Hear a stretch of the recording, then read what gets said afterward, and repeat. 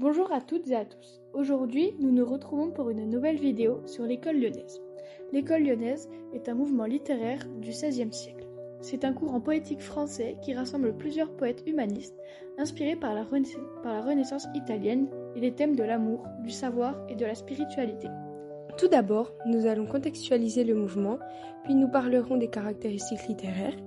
Ensuite, nous présenterons des auteurs et des œuvres phares pour terminer par une petite conclusion. Au XVIe siècle, Lyon est une ville émergente. Elle évolue à la fois sur le plan économique et artistique, mais également sur le plan intellectuel. De plus, Lyon est une ville de passage où on y retrouve beaucoup de librairies et surtout des imprimeries. En effet, cela crée un réel carrefour culturel. Il permet la diffusion d'idées de la Renaissance. Par ailleurs, à cette époque, beaucoup de poètes s'inspirent des Italiens, comme par exemple Pétrarque, un poète du XIVe siècle. Au centre de ces textes, nous retrouvons souvent un amour idéalisé, où la femme est comparée à un ange ou à une muse. La beauté féminine possède des codes précis. Cheveux blonds, teint clair, gracieuse, et cela conduit à une forme de perfection morale. Mais l'amour peut être aussi mélancolique. En effet, différents poètes s'inspirent du pétrarchisme, un amour souvent non partagé qui est donc source de souffrance et qui permet une élévation spirituelle.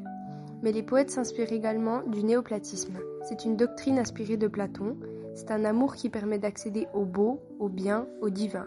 Grâce à cela, le désir charnel est dépassé au profit d'un amour intellectuel et spirituel. Plusieurs auteurs ont fait partie de ce mouvement littéraire. Une des plus connues, Louise Labbé, avec son célèbre sonnet « Je vis, je meurs ». Dans celui-ci, la poétesse exprime ses émotions de manière très personnelle et passionnée. Dans ce vers connu « Je vis, je meurs, je me brûle et me noie », Louise Labbé montre les contradictions de l'amour. Elle utilise des oppositions entre la vie et la mort, le feu et l'eau. Cela met en avant des sentiments très forts et douloureux. Il y a également un deuxième auteur assez connu, Maurice Sèvres, avec son poème Le Sourcil. Dans celui-ci, le poète décrit la beauté de la femme aimée à travers son sourcil. Ce détail du visage devient presque magique et symbolise le pouvoir de l'amour.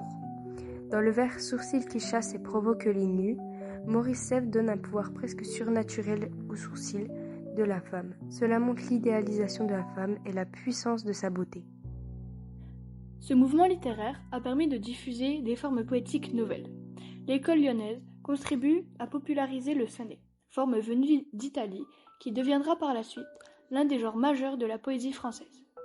De plus, cela a enrichi la langue française. À une époque où le français cherche à s'imposer comme langue littéraire, les poètes lyonnais travaillent la langue avec beaucoup de soin. Ils contribuent à lui donner davantage de richesse, de précision et d'élégance. Pour finir, ce mouvement littéraire a permis la diffusion d'idées humanistes. Comme les nombreux auteurs de la Renaissance, les poètes lyonnais sont influencés par l'Antiquité. Ils placent l'être humain, ses sentiments et sa réflexion au centre de leurs œuvres. En somme, l'école lyonnaise a été un mouvement très important dans l'histoire de la France. Merci de nous avoir écoutés. On se retrouve prochainement.